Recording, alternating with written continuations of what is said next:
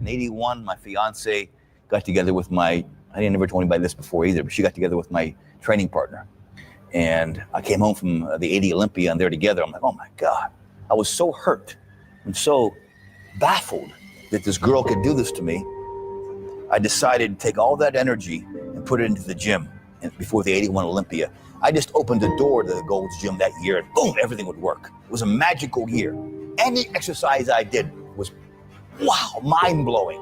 And I would train like every day look better, better. I'm in the mirror, I'm scared of myself in the mirror, because I was so focused on this. I had the opportunity to be very selfish at that time. And you gotta be selfish at times, and I didn't know, but the fact that something really devastating happened in my life gave me the opportunity to have something great happen. If you want something bad enough, you can't let anybody tell you can't do something, not even yourself. People doubted me, I doubted myself sometimes too. But you know what? That's what it takes. To do anything successfully in life, you've gotta want it as bad as you want to breathe. And if you want it that bad, if you're willing to give it that much, drive, excellent, great job. Dig, oh, you're strong. You got two more in you. I made a promise to this young Tom Platz. I said, if you're going to do this bodybuilding thing, through all that stuff, okay? Those are the years I did best. Yeah. What kind of foolish? I'm a different type of fool. Could you fool? Could you fool a fool? Could you fool a fool with a tool? What you do? What you do? What you do? What you do? If you do too, what I do, what I did, what I do, what I see, what I saw. What it do, nigga? What you do? Eat food for a gun jewel. School made another fool, nigga. School made another fool. School another fool. Make them use the rules. Make them use a new rule. Same things I'ma do to you, nigga. Do to you, nigga. Shoot you, nigga. Play with a fool. Playing with a fool. You playing with a fool. With a tool. You playing with a fool. With a fool. With a fool. With a tool. I'm a fool with a few screws loose. Grew up with a foul crew too. Shoot. Disgrace you, man. Misplaced, hate, face it, man. Misplaced, hate, face it, man. You would do the same if you was insane. You would do the same if you was insane. Gangsters is insane, nigga. If you had a mama like mine, you would not be a lame. You would not be a lame, nigga. All in the fame, all in the fame, all in the fame. You a lame, you a lame. Could you fool a fool with a tool? What would you do? What you do if you knew too what it did? What I do to you, did to you. Shoot, disgrace you, misplace you, disrespect dialects, nigga. I am fucking motherfucking different on some other shit. Jazz.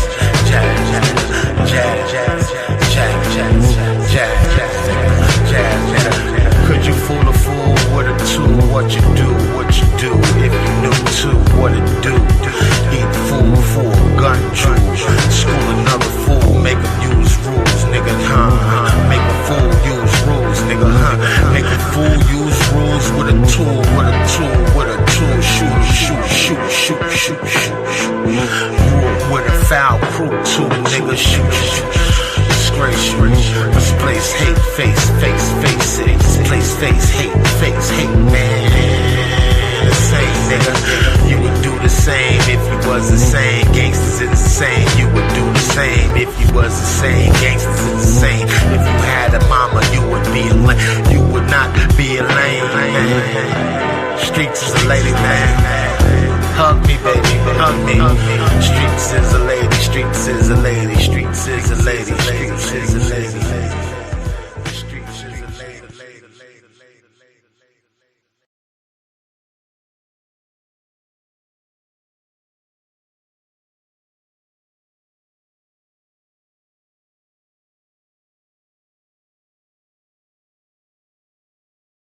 KBHK TV 44 San Francisco.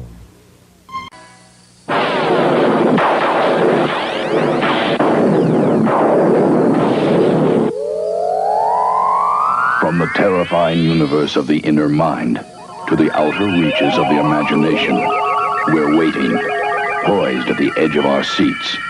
Time stops as we approach the unknown. Just when we think we're safe, the moment happens, and we... Saturday night, time for gas theater. Join me, Tom Labrie, for the best in late night fright. Horror, suspense, mystery, science fiction, the supernatural. And now, sit back, relax if you can. You are about to enter the world of NPC the game.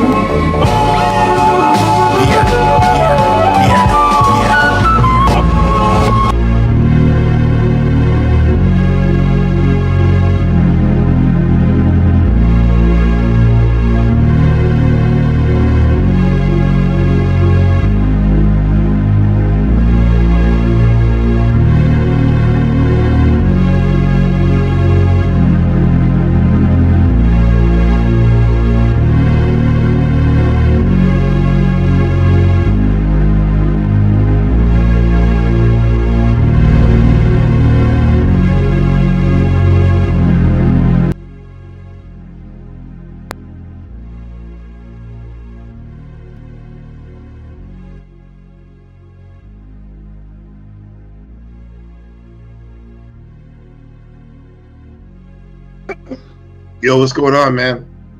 And woman, NPC the game, Gabriel Carbo, here on this lovely Saturday morning, coming to you live from the back rooms of Taiwan, the real Shaolin, the real District 13, all that good stuff. Yeah, good to have you, everybody. I seen right off the bat, Sam. How you doing? Good to have you. Great to see you. Gracie Gray, much love. El Perro with a greeting. Hotep. He's one of those Hotep brothers. Yeah. That's the Shadow Buddha, my brother, in the building, bitch. Yeah. I'm telling you, man. We had to do it. Had to push back the imagination, pure imagination and AI. Dimitri show stream. Shout out to Dimitri stream in the Netherlands. Because the Saturn and Aries chamber is hitting hard, and what I'm seeing is it's really giving me a new idea about maturity, right? And what to take seriously in life. So today's episode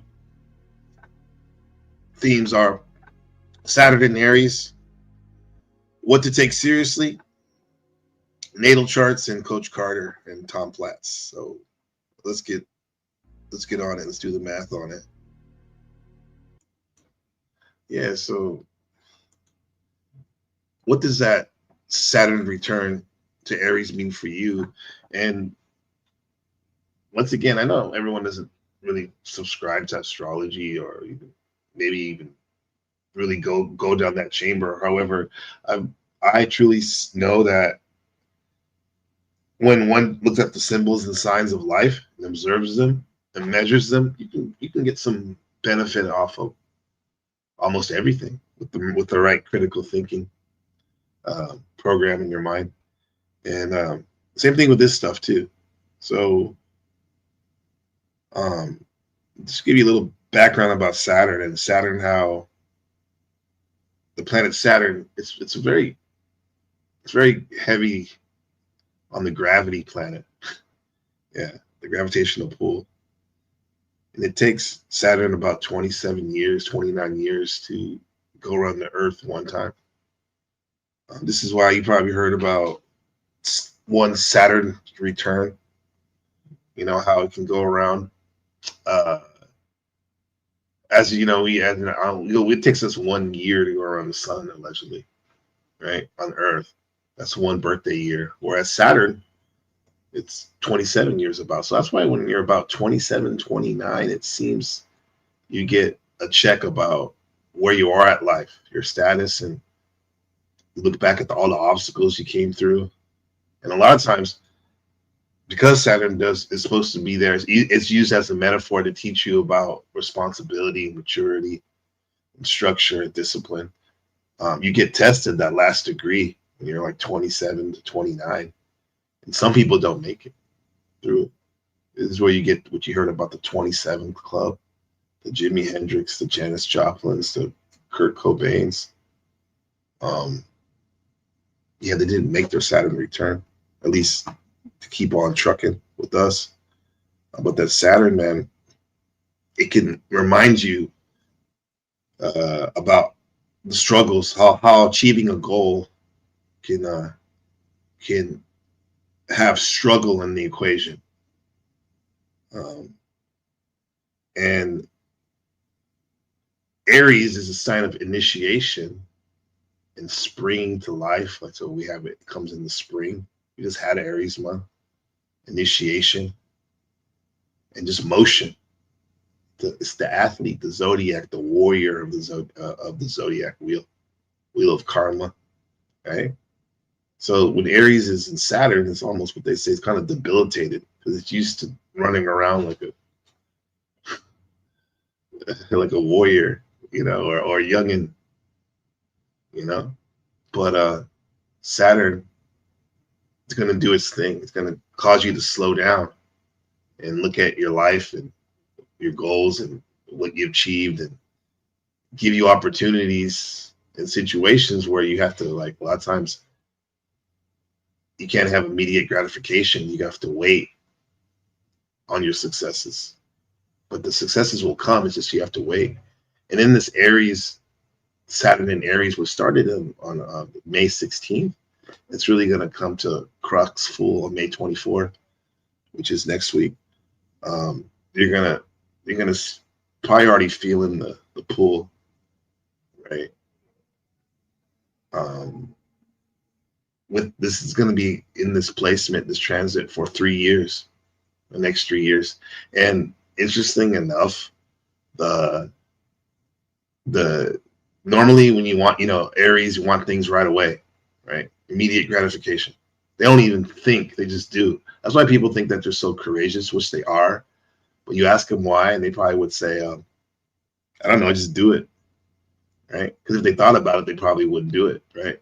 But Saturn's going to cause Aries to slow down, right? But then again, Aries is going to cause Saturn to speed up a bit too, right? So things, for example, things you want immediately, you're probably going to have to wait on and put in more work and effort and discipline to achieve it.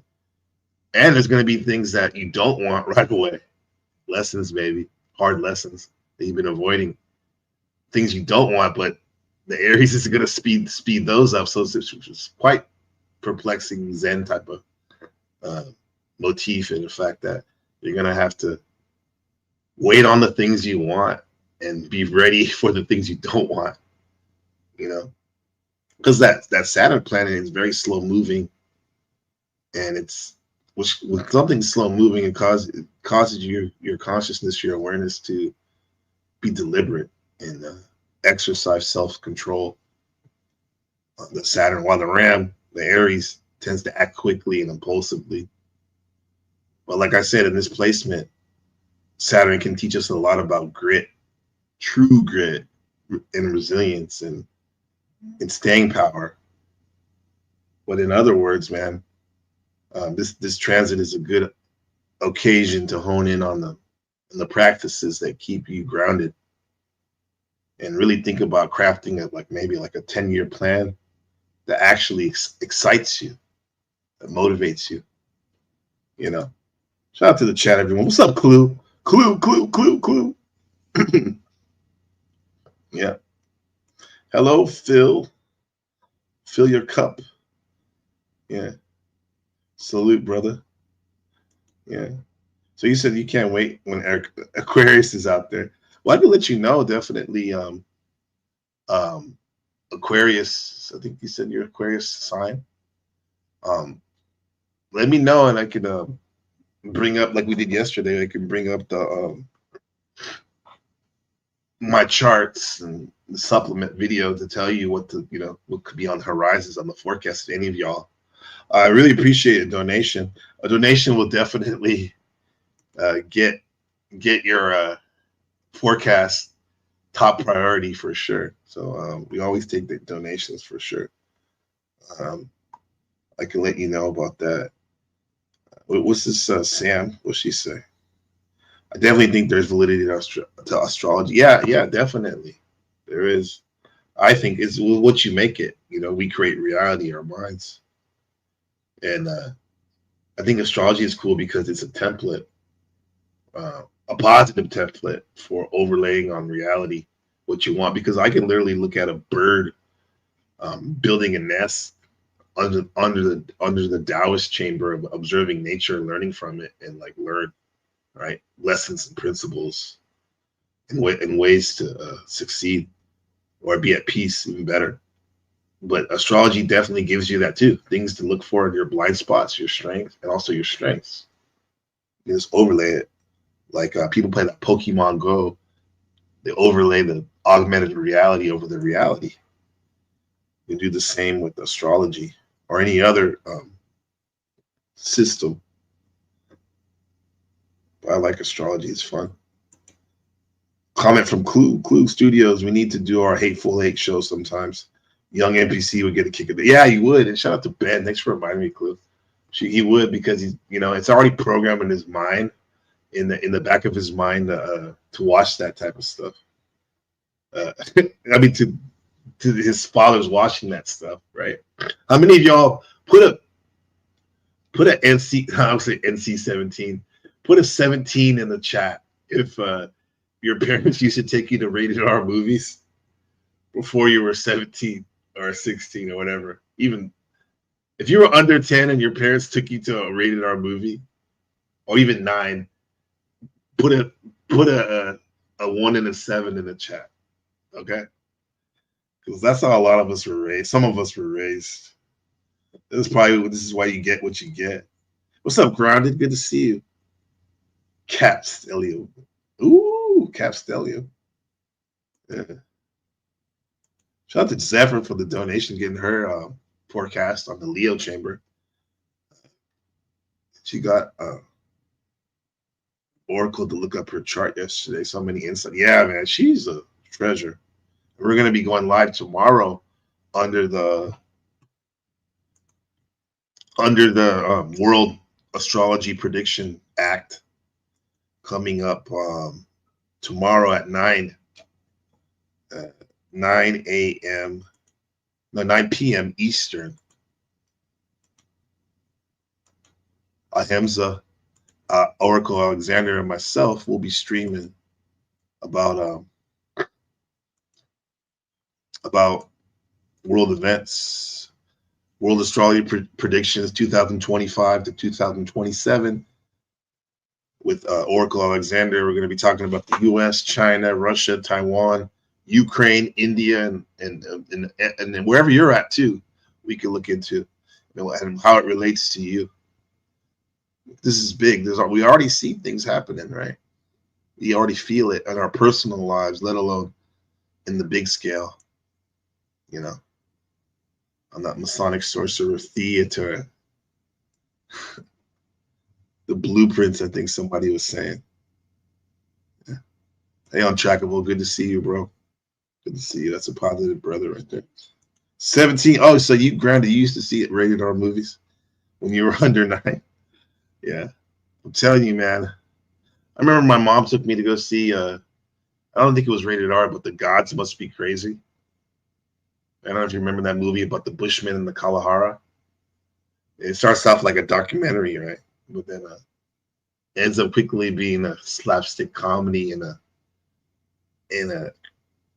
critique about overconsumption and whatchamacallit, a public service announcement about the benefits of minimalism, all that good stuff.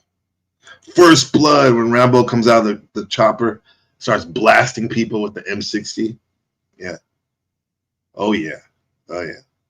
When I was a toddler, I never forgot that. I remember seeing Cheech and Chong in the at the drive-ins at Century Theater in South San Jose, California. Right. Like the Coke bottle, yeah, the Coke bottle. Grounded was the comment. Yes, God was crazy with the Coke bottle. Phil said 1 in 7. Event Horizon. Oh my gosh, that's a very graphic movie, man. That's awesome though for you. you ain't no scary biatch. Phil's a warrior. Yeah. Drive-in theaters are fun too. That drive-in theater, it used to be a flea market, but as we call it, swap meet, right? And then as I got older, my aunt Claudia and Easy, her husband, who was a Vietnam warrior, who was like Rambo with the M60, he used to sell.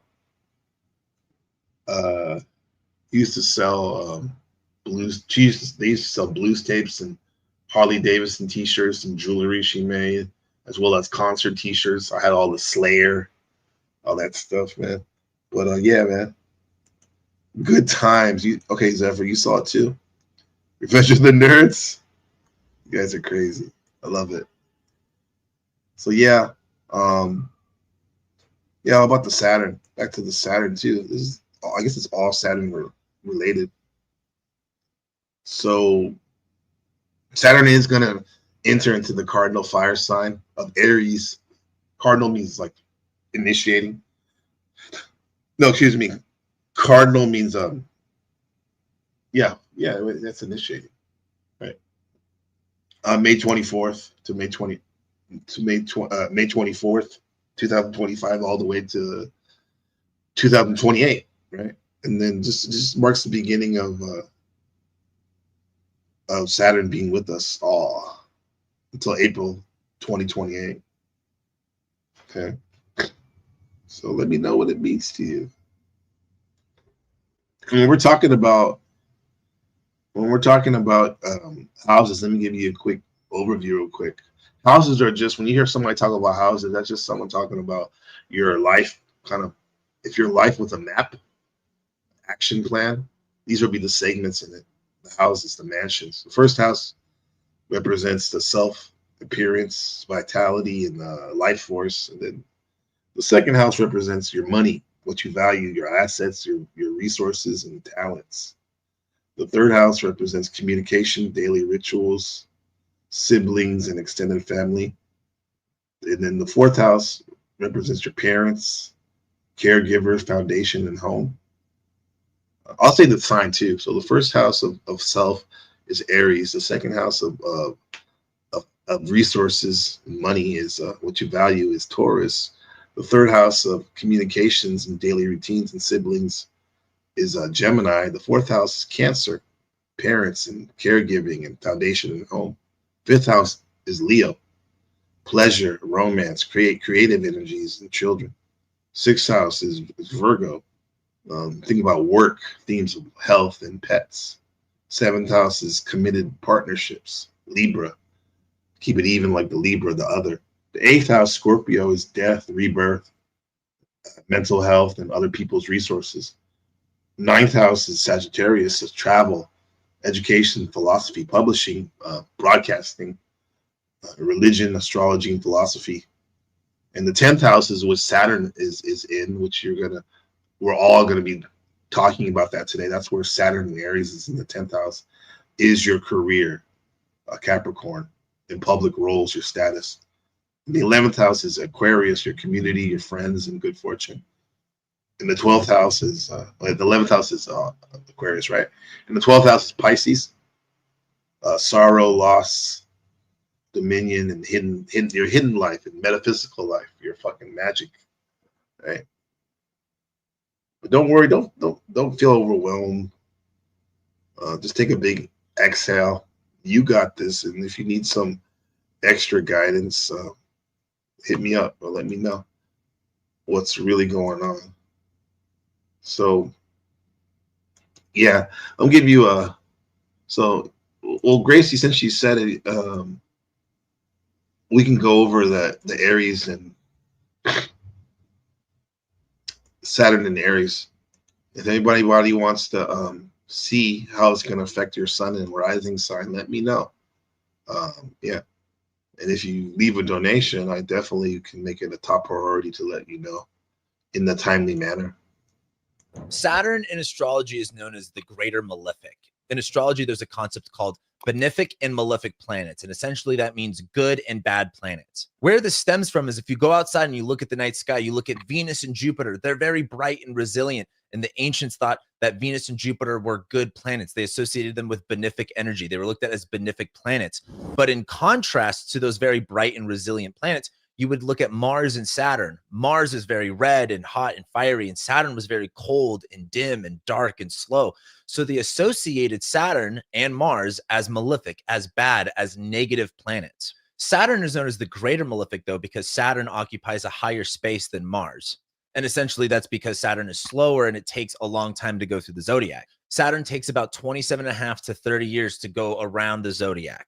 So we're saying your Saturn returns, or so for people who were, in their late 30s, I mean, late 20s and early 30s, were experiencing their first Saturn return. I remember with me I got into a relationship in my early 20s, and I was still with that person, basically like married to them. And then when the Saturn return came along, all the tension and struggle and obstacles were coming to the forefront so much so that we had to take a stand, and started a new life, kind of like the old way died. And that's actually when I started to have really bad anxiety. Praise God, I don't have it anymore, but I just wasn't comfortable in my situation, and after reviewing my situation, and until I actually made steps to correct that. But yeah, that was my Saturn return, and it was a Capricorn. My partner, she was a Capricorn, so man, it hit really hard. It hit really hard. So the Saturn return ages are every 27 years. Yeah. Yeah. So like anywhere from like your first one is 27 to 31. Then for my boomers, 56 to 60 is your second one. Think about that. You've already done your business life. Maybe you're still working and you're on the downturn of it. You raised a family. Maybe you're starting to have grandchildren. You're starting to assess your life spiritually too. Where are you going to go? It's the second Saturn return. And if you're blessed enough for your third one, it's from 84 to 90.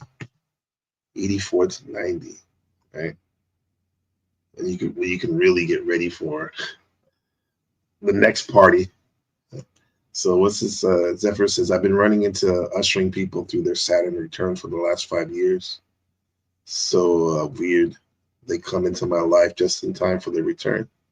Conjunct the sun with me. Leo rising. Leo sun, Leo rising. That's dope. Yeah, I'm sure you're helping a lot of people with that. That's very important. Saturn and Leo, that's what Rebecca and me and MPC have. Miss MPC have. This is why I think my artistry has come later in life. Leo, artistry, self-expression. Saturn makes you wait on that and be serious about it. Even though it's like being serious about play. That's what I think it is.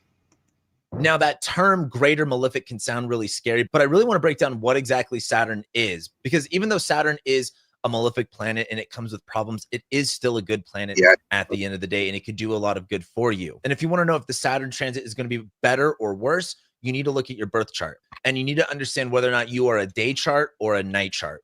For the day chart people, Saturn is actually going to be a lot more positive for you versus night chart people. Saturn is actually going to be more challenging for you. And the reason just like really good astro cafes are good to find your chart and all that. I mean, don't leave right now, please. Or if you want to, just keep a tab open. Right. This is a good to find your free natal chart. Oh, goes to the part where it says free natal chart. I'm sure you can figure it out. This is not my website, granted, but yeah, if you want to find that. But my favorite thing to do for us to always have our phones on us, Astro Matrix is a great tool, high power tool. This is the. Please download this on your phone. I guess you can. That's cool. You can do it on your computer too. Yeah, that's a good one. I suggest that one's amazing. It'll tell you, like, as they say in the 5% Nation, your book of life. What's going on, Browns boy? Always a pleasure. Hola, with the clownfish. We went to the aquarium, and Kending, which is like resort southern Taiwan. I thought of Browns boy when I saw the clownfish. Yeah, we saw some cool sharks and stuff there too. What's up, Browns boy? One of our great mods. Shout out to the mods. Yeah, so yeah, those things. So let's continue on the Saturn and Aries. Remember Saturn, just remember, in order to like have a working knowledge of astrology, you just have to remember the archetypes. Saturn, the planet, the planet of responsibility and taking things seriously. Aries, young, youthful, springing forward, taking initiation, fucking the warrior. Let's go. That's Aries. Reason this is because Saturn rules the cold and the night and the dark. Because again, if you look outside, in contrast to the other planets, Saturn is very dim, and so they associated with being cold. And because Saturn is cold and it's a bad planet, well, if you're born in the day where the sun is out and it's hot and red and fiery, that kind of equals out Saturn's negative aspects. And so Saturn is a lot more on your side if you are in a day chart, versus if you're born on a cold, dark night and you have Saturn, which is a negative planet, and it's cold and dark, well, Saturn's negative qualities are going to be exacerbated. So remember this when you watch the zodiac portion of this video, that if you're born in the day, the Saturn transits are going to be a little bit easier for you. And if you're born at night, the Saturn transits are going to be a little bit more challenging for you. So Saturn rules a lot of things, but I'm just going to go over some key words for you to understand about Saturn. It's going to rule things like restrictions, discipline, maturity, limitations, boundaries. It rules walls and barriers. It rules imprisonment. Saturn rules old age and patience and taking a long time to do things. And of course, it's because it takes 30 years to go around the zodiac. And so wherever Saturn is transiting in your chart, Saturn's going to be asking you to be more disciplined in this area, to be more mature about this area. You're going to have more limitations in this area. You're going to have more boundaries in this area. And you're going to need to learn to be a little bit more mature, more patient, and take on more responsibility in whatever house it's transiting in your. Yeah, remember that the boundaries, man. It's a big one. It took me longer to learn that too. That was a Saturn lesson too. Boundaries, man. To put up boundaries is good. It could be uncomfortable to assert your boundaries, especially if you're not used to doing that, and your circle of influence is not used to seeing you assert your boundaries. It can be kind of like, it takes courage. Aries, you can take that Aries courage, especially if you're not used to as motivation. Take the Aries courage in order to start the process of setting up boundaries, so you can play the game of life. Birth chart. And this is why I say Saturn can actually be a good planet, because for some people, if you're born in a night chart, Saturn is going to be more about limitations and restrictions, versus if you're born in a day chart, it's going to be more about being disciplined and being more responsible. But at the end of the day, in our lives, we have to be mature. We have to be disciplined, and that discipline equals growth. Of course, if you've ever heard of Jocko Willink, his saying is discipline equals freedom. And so there's a lot of positive qualities when you can be disciplined about something, when you are responsible for something, when you can take charge of something. And so I don't want you to just walk away from. Oh yeah, Jocko, he's a good one. I mean, everyone has their quirks and stuff, but he's definitely somewhat of a master teacher. He took young men early on in Afghanistan and Iraq and whipped them into shape, and was very efficient in his missions, completing them and whatnot. And then even his podcast with Echo Charles, I love that black and white aesthetic they have. To keep it simple, man, to the point, nose to the grind, right? Yeah. from this video thinking that Saturn is a bad planet and God's out to get me and my life sucks, because that's not how astrology works. Astrology works by showing us what areas of our lives are either dealing with challenges or problems or dealing with good things happening with them. And it's up to you to play the cards that you're dealt with. And because Saturn is always about discipline and restrictions, wherever Saturn is at is going to be telling us, hey, this part of your life, you need to be more serious about, you need to be more mature about. And you might just More be dealing with serious, see literal that? more responsibilities, more boundaries, and more restrictions that you didn't really ask for. But again, it's all about how you play the cards you are dealt in life. So let's talk a little bit about the zodiac sign of Aries, because Aries is all about initiation, action, energy, drive, tenacity. And the reason being is all of the zodiac signs get their meaning from the seasons that they occupy.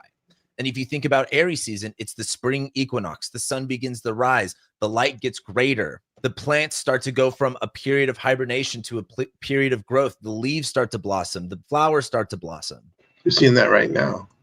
The flowers, our communication is blossoming too. Here you go, Grounded. This is my email. Anybody else want to contact me? You just want to, you want to talk about some ways to, I don't know, improve your life, because that's what I mean. I can learn from you too as well, but I also can give advice too. We can talk about things. Yeah, so that's my email. Wait, I got to put a space in that. That's all I want. I put Grounded's information in there. Let me see. Let me fix that. There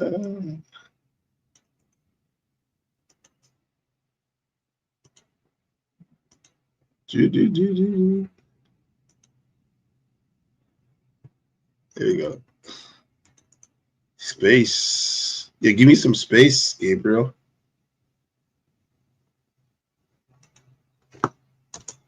There we go. Yeah, hit me up on the email. Oh, Austin, what's up, man? Good to see you. Let me see who he said. He had a comment up here. He said, I found out space was fake like 8 years ago. I think, yeah, man. I think around that time, 8 or 10 years ago, I found out. Yeah, that information came to me. I was like, holy shit. Even if it isn't, or is, I never even thought about that it could be fake. Which kind of, to me, that's one of the best exercises in the whole flat Earth, round Earth thing, is that causing you to look outside your paradigm of how you usually see things. Because in some things, it seems like you don't even know. You don't even know, man, until somebody offers an alternative, right? Comment from Austin. Are there still people that actually think space? Yeah, for sure. There's a lot of people, man. And if they do, my thing is like, well, God bless. Like, that's what they think. That's what they think. What does that matter to me? I mean, yeah, I'll judge them if I believe otherwise. But a lot of times it's best to keep those things to yourself, and focus on the more of the commonalities and whatnot. But I don't know. I don't know either way. I can say like, nah, man, you're wrong. The fucking, how dare you? Of course, those planets are real, and we're spinning around on a globe on a slant at millions of miles an hour, hundreds of thousands of miles an hour through space, quote unquote space. Of course, we're doing that, but no, that sounds ridiculous. It does, but then again, I don't know. I haven't been off the Earth to see. Yeah, I mean, some of us have had psychedelic journeys where we felt like we were off that planet. But I don't know, man. My feeling is it's not top priority for me, for my mission objective. I feel that, I see that, I know that if I really want to know that information, probably when I quote unquote die, transition, and go into hyperspace, you'll be able to know if it's flat or round or real or fake, all that stuff. Or maybe it won't even matter at that point. But yeah, I found out Orthodox monks do because there's a saint that says it's true. Bro, the Ortho bros are running wild out here. Well, I mean, if they do believe that, shit, there's a lot of things that are insane, right? Not real or not as described. There you go. Yeah. Everybody left when I said talked about flat Earth and whatnot. And so Aries is So let's see. So this is about Aries. Now, my Verdict astrology, I have Aries as my rising sign, and what he's talking about mostly on this supplement video is, shout out to him. I'll put his video in the chat. He's talking about how Aries is going to affect you if you have a rising sign of Aries. But I'll even take it further. Even if you have a sun sign of Aries, you can listen in on this, or anybody can listen in and find value on it, or you find where Aries is in your chart. Meaning from the seasons that they occupy. And if you think about Aries season, it's the spring equinox. The sun begins to rise. The light gets greater. The plants start to go from a period of hibernation to a period of growth. The leaves start to blossom. The flowers start to blossom. And so Aries is always associated with initiation and action. And in a lot of ways, it's about being born. Because if you actually think about Pisces being about the ending and Aries being about the beginning, and Aries represents the youngest zodiac sign. And just like how winter ends when the sun leaves Pisces and spring begins when the sun enters Aries, it's kind of like a formal, hey, this thing is ending and now this new thing is beginning. But it's not just about Saturn in Aries. Saturn is what we say fallen in Aries. You see, there's a concept in astrology called dignity. And what dignity refers to is how well a planet does in a certain zodiac sign. You might have heard the concept that Saturn rules Capricorn. Saturn also rules Aquarius. And if you still think Uranus rules Aquarius, you're really, really behind. It doesn't. But Saturn rules Capricorn and Aquarius, but it's fallen in Aries, which means it doesn't do well there. And the reason being is Aries is very young. It's very new. It's about initiating and starting, but Saturn is about patience and taking a long time to do things. And so Saturn struggles to do its job in Aries because Saturn's job is to be disciplined, to be more long-term, to be more committed, and to be more patient. But Aries is the most impatient sign. Aries is the most tenacious sign. It's all about beginning and starting and charging and going faster and faster. And as Saturn transits Aries, Saturn has to do its job with Aries tools. And if it's kind of like your rising sign. Let's say you're a sun sign Scorpio. So Scorpio is like life, death, rebirth, serious stuff, occult stuff, other people's finances. That's your mode of being, right? Your consciousness, your sun sign, your core consciousness. However, whatever your rising sign is, your style of doing that. So you may be a Scorpio, which is kind of like hardcore serious a lot of times, and into like, all things sensual and serious, right? But then your rising sign is a Taurus, which is about more so responsibility, the luxuries in life and art, creating art. You're like a Scorpio, but you do it in the style of a Taurus. Right. if Saturn's job is to So Saturn, so Aries is the style of which Saturn is moving through the zodiac. go slow and to be disciplined and to be patient, but it only has the tools of going fast and taking action, there's going to be some problems there. So Saturn goes through Aries. It's going to be a lot harder to be more patient and to be more responsible because you're not going to have access to the resources that you would need to do those things. And this is why a big theme I'm talking about with Saturn and Aries is about making do with what you have. Because Saturn wants you to take time with things, but Aries, you don't have the time. You have to do it now. Another key part about Saturn and Aries is about taking action. And if you watch my Neptune and Aries video, I've talked a lot about Neptune and Aries being about idealizing action, idealizing initiation. And so we might be under this like mythos about how it's so much better to be outward facing, to be more yang energy. But Saturn is going to start giving you restrictions in doing that. A way that I would analogize this is that it's easier said than done. You know, when you read something on a book or you're looking up a YouTube video and they're explaining it and it seems easy, but then when you go to do it, it's actually really hard. Like Saturn and Aries is kind of like that. Like there's going to be restrictions on your actions. It's going to be more difficult to take action. And a lot of your actions aren't going to work out the way that you want them to. And I find this really interesting for the relationship between Neptune being in Aries and Saturn being in Aries. And so with a lot of Saturn and Aries, it's about really limiting your actions.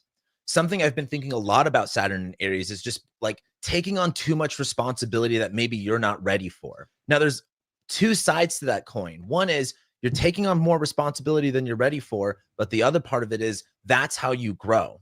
Because if you can take on all of these things that maybe you're not ready for and you can handle it, well, then you can conquer anything. More responsibility, huh? More responsibility, right? Yeah. So let's look at Gracie Gray says she was and I put the donation thing for Buy Me Coffee. If you choose to donate, it's all good.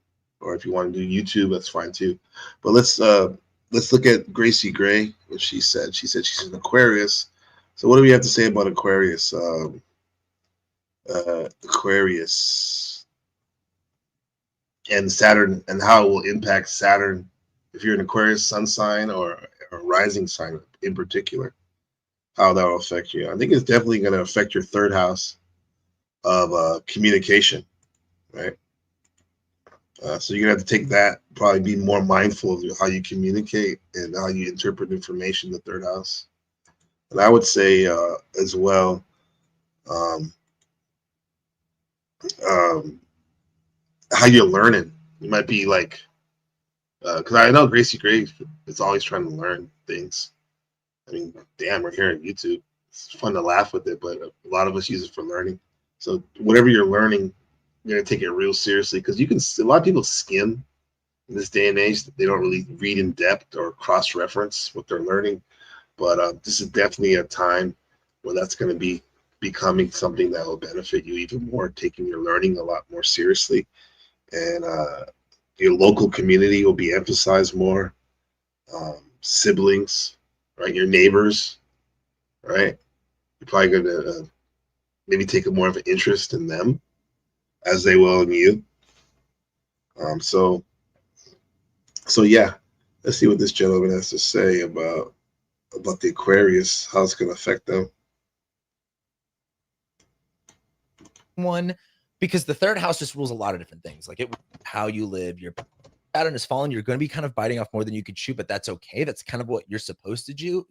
You just got to know that this is going to be more challenging, and it is going to require you to be a lot more responsible and serious about your living situation, where you live, how you live, your parents, and your family. Oh, Para with the speed reader, he said.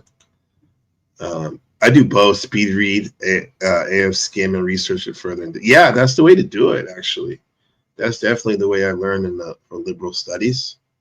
You know, trivium and all that, is to read a book several times. And the first way to do it oftentimes is to actually open it up onto any page. Just start reading, right? And after you do that for a while, get familiar with the prose of the author and all that, the structure. Start skimming it. Start skimming it, right? Then when you do that, you can do a quick read. You can do a reading, read the whole thing without thinking much about it.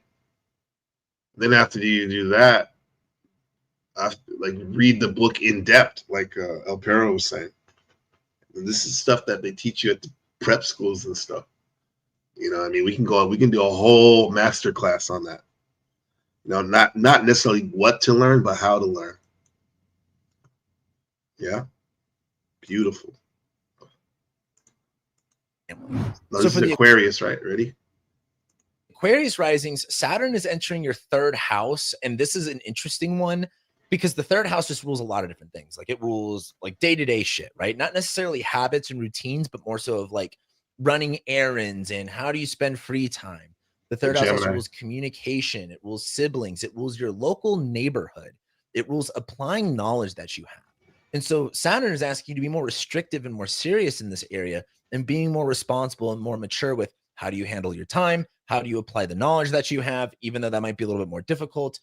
Dealing with issues related to siblings and with your neighborhood. Something to understand is Saturn rules your 12th house of hidden enemies, the subconscious, fears and phobias, and self-sabotage. And it is in your third house where, you know, try not to create conflicts with your neighbors. Try not to create conflicts with your siblings, because this is something that you're going to see really loudly is like hidden enemies and self-sabotage related to your neighbors, your siblings, and you do not want to piss off your neighbors. You don't. I've been there in the East Oakland, man, where I get this vibe, this feeling, spidey sense of that the neighbors, it ain't all good with the neighbors, man. Little tells. They're parking their car in your fucking driveway. The mean mug, all that stuff, man. You got to be copacetic with your neighbors, especially with these difficult transits or interesting transits.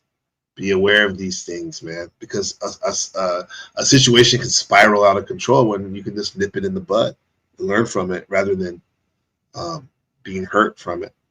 You know what I'm saying? So in particular, El Perro said, particularly helpful is trilogy and such. It helps to tie things together. One misses things the first time and catch things they missed every time they read it again. Yeah, right. Pattern recognition right there. Absolutely. Thanks for sharing that, El Perro.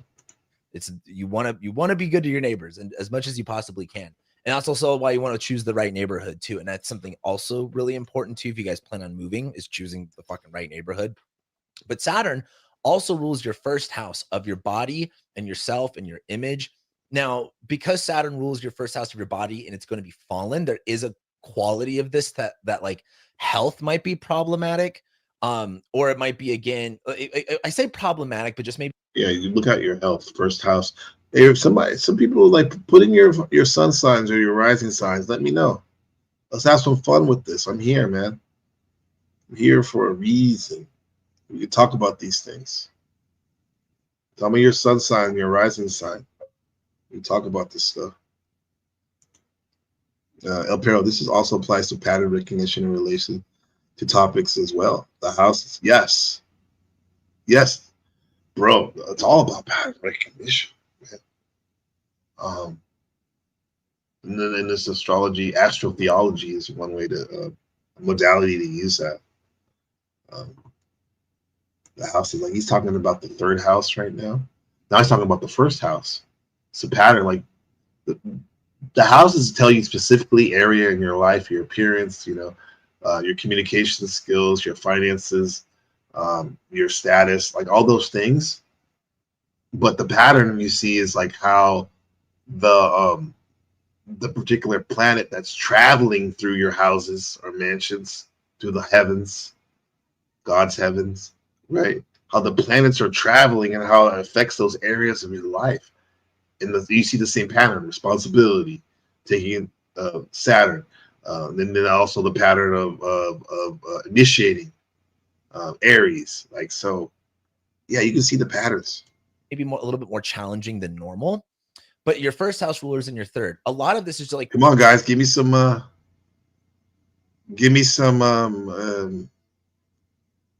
birthdays, man. Like, what are you, Aries? Are you fucking Tauruses? What? This is gonna be fun. Come on, let's get some use out of this stuff. You don't necessarily have to give me a donation, even though it's appreciated. Just put it out there, man. Give me the birthday. What's your sun sign, right? What's your rising sign? If you know that, let me know. It's time to just start applying the shit that you know. Realistically, it's about being more disciplined with applying. Right, Aquarius rising, right? Absolutely. Thank you, Shadow Buddha. Right, this is why we're listening to it right now. So see, you got Gracie Gray, Aquarius Sun, I assume, and then we have Shadow Buddha, Aquarius rising. So this is greatly benefit you. Knowledge that you have, and stop questioning things and stop being like, well, what if I learned this or what if I learned that? Just put your nose to the grindstone and do the work you're supposed to be doing. Yeah. You know what you need to know, especially you Aquarius energy heavy people. You know. Now it's like, instead of questioning, should I? No, you have the tools. Now it's time to take the initiative. Aries, initiate it, execute it, get in there. Let's go, as we say. Yeah. So I mean, you saying kind of like we were building off each other, off the Aquarius. So yeah. So the key themes like communication skills.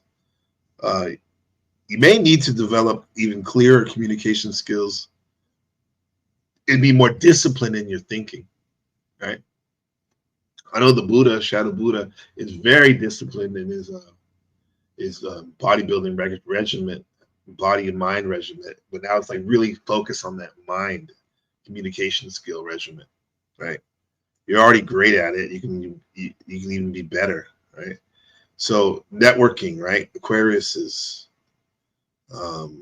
next 3 years, building connections within your local communities, it's going to become more important, right? It's going to maybe out of necessity, maybe because you have like something happen, you need to fucking help with change your tire or something. You locked yourself out of your house, and normally you wouldn't speak to your neighbor or whatever. Maybe that's an opportunity, and they help you or whatever. Don't take that for granted and say like, okay, thanks, and move on. Try to cultivate something maybe out of there. Of course, be mindful because you never really know a person until you get to know them.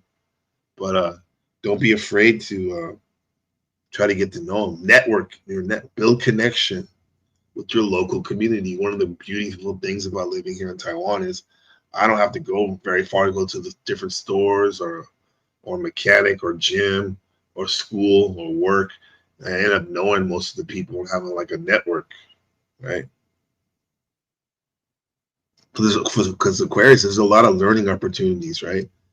Opportunities to take your learning seriously, and then even better, sharing the knowledge that you learned, that you're taking seriously. Share it seriously too with people, because you know it, because you're learning it and taking serious, not just laissez-faire with it. You're actually serious and about it, and so when you share it, it's going to come off more authentic and hit harder, even harder. Okay. Yeah. Is it your birth? No, I'm a Scorpio. Yeah. Yeah. So yeah, we'll go mine. We can tell you mine real quick. Scorpio. I see you, Markella. Thank you for sharing. Let's do ladies first. Markella is a Cancer, huh? So let's see what let me think. The Cancer. It's gonna be definitely tuning into your 10th house, right? Career advancements, authority figures, public image. Yes, that's what comes to mind with that. What I mean by that is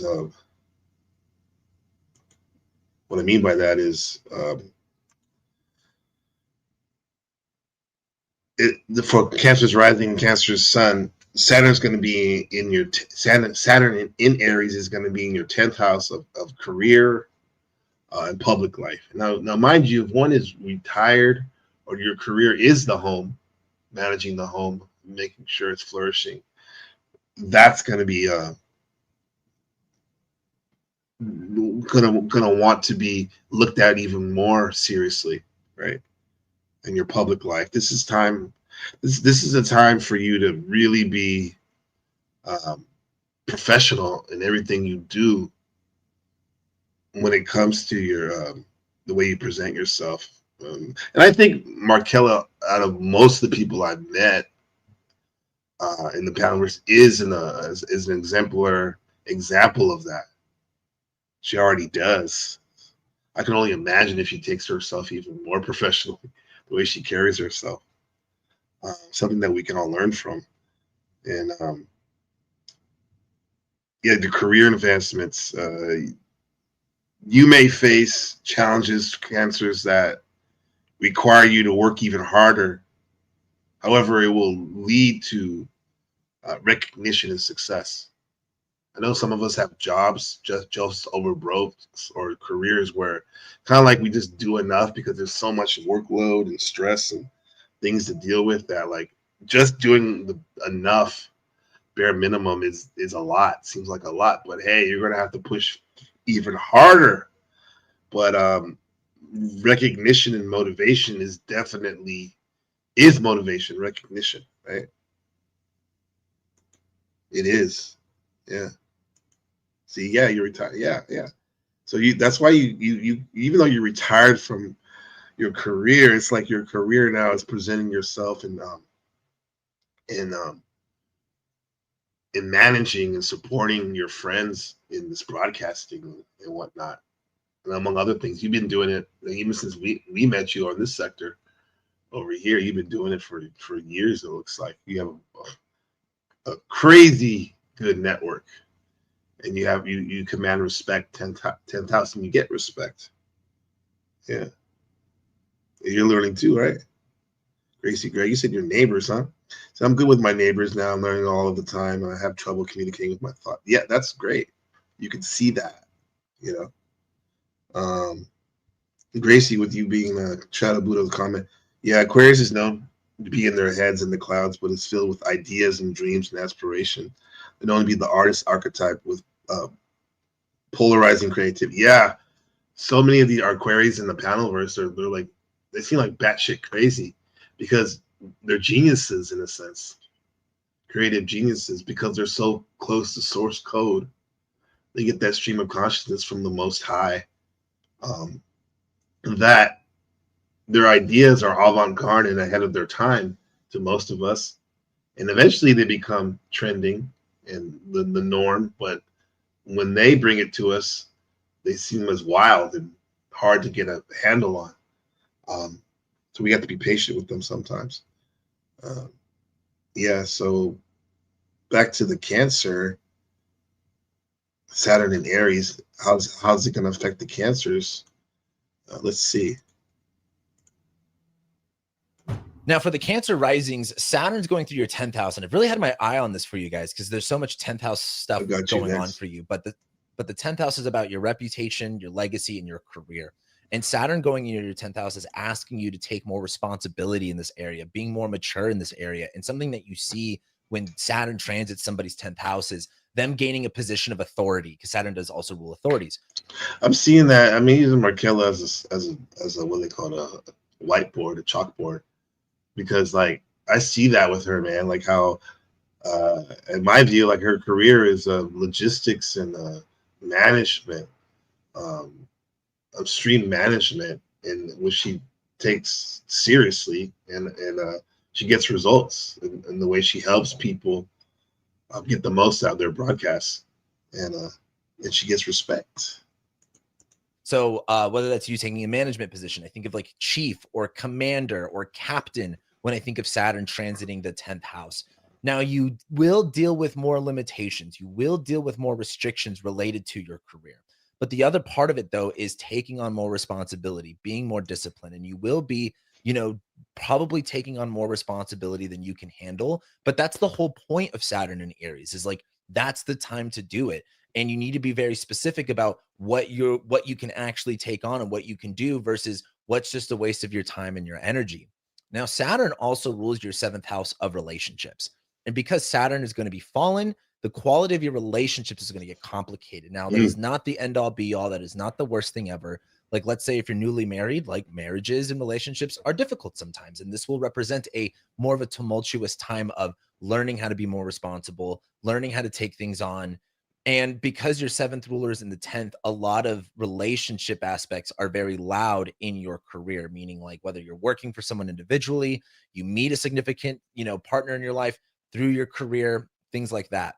But it's also your 8th house ruler too. And the 8th house is all about shared resources, Scorpio. debt, inheritance, secrets, and the occult. And when you see someone's 8th house ruler transit their 10th house of career, oftentimes it's like managing other people's resources for work. So like, yo, Markella, man, dude, how many people you helped me a lot in doing that. I also have other parts members of the team. Shout out to the mods, NPC the game mods for sure. But yeah, Markella, Lady Luck, Buddha, Gracie, yeah. But yeah, Markella, this is all you right here. Like, let's say you're a buyer, you buy materials for a company to produce, products. But because your 8th house ruler will be fallen in the 10th house, it's like there's a lack of resources to do these things, or you are in charge of someone's resources and it is difficult to navigate. And there are shared resources that are helping your career, that are helping you take more responsibility, but the context of it is very difficult. But I think at the end of the day, a lot of this is about taking your job and your career a lot more seriously, applying yourself more, being more disciplined, and taking on more responsibility and authority. For the Leo risings, Saturn's entering your 9th house, which gets a little bit complicated to talk about in just like a general reading, because the 9th house is spirituality, religion, things like astrology, higher education, so like colleges, far distance travel, so typically like foreign countries, It also rules publishing, broadcasting, things like social media. And again, because this is like a general thing, that's all your guys' relationship to each individual one of those topics is going to be very different. But Saturn going into your ninth house is asking you to be more restrictive, being more responsible, being more disciplined in this area. So that might be, dealing with more discipline and restrictions related to your education, dealing with. Okay, we went right into Leo.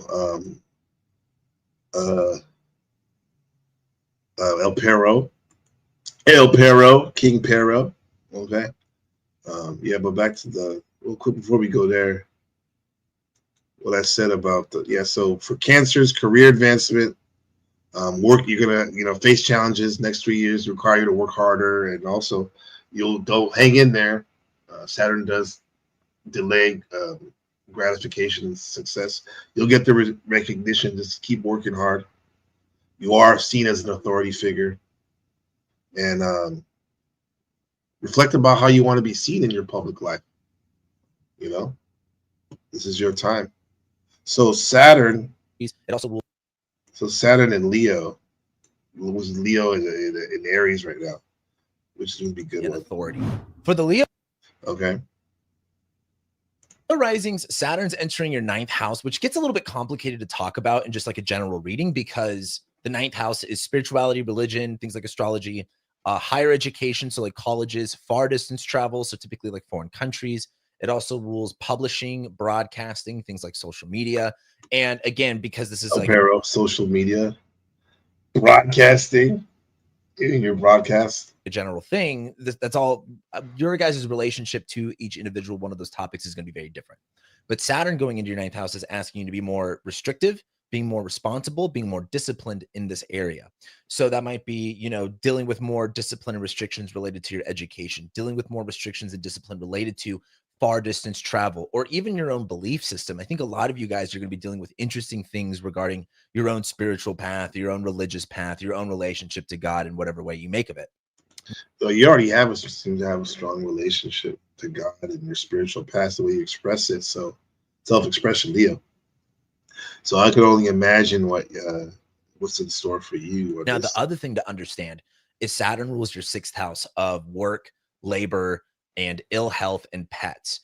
And so with your sixth ruler of ill health being fallen in the ninth, something that I would think about is any sort of health issues related to, or even work, like health issues related to work, but from traveling, from, even like stress related health issues because of, college, because it's so demanding of you, or from traveling, because that can be very physically demanding on your body.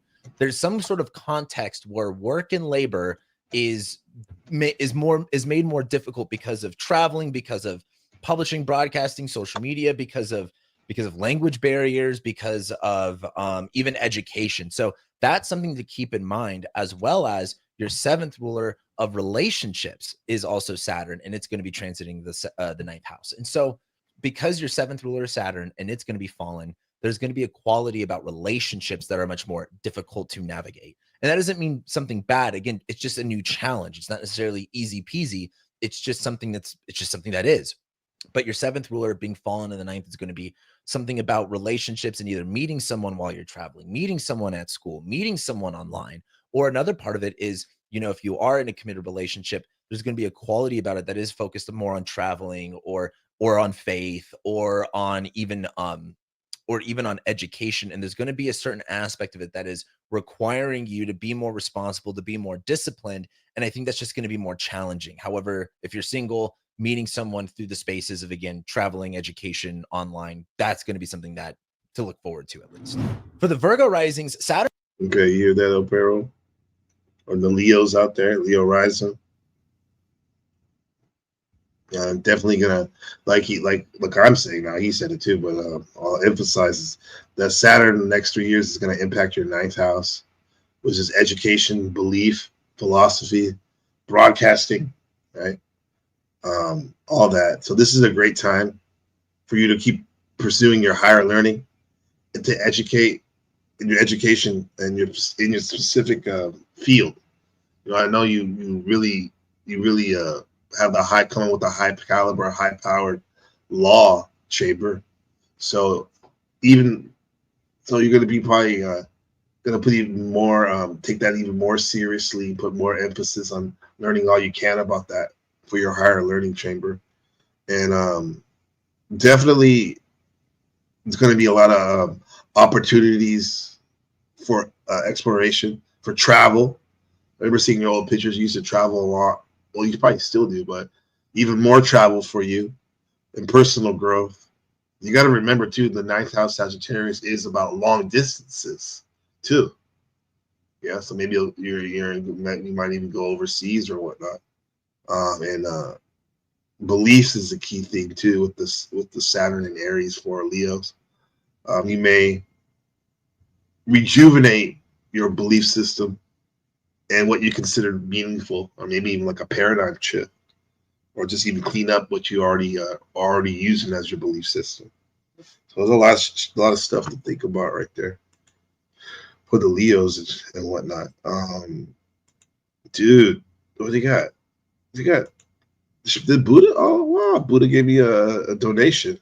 Much love. Shout out Buddha in the building with the donation. Yeah, brother. Thank you, bro. Appreciate that. This is a $500 plate dinner. Good night. Oh, 500. Oh, okay. All right, no problem. Here, put us down for 4, in case we want seconds.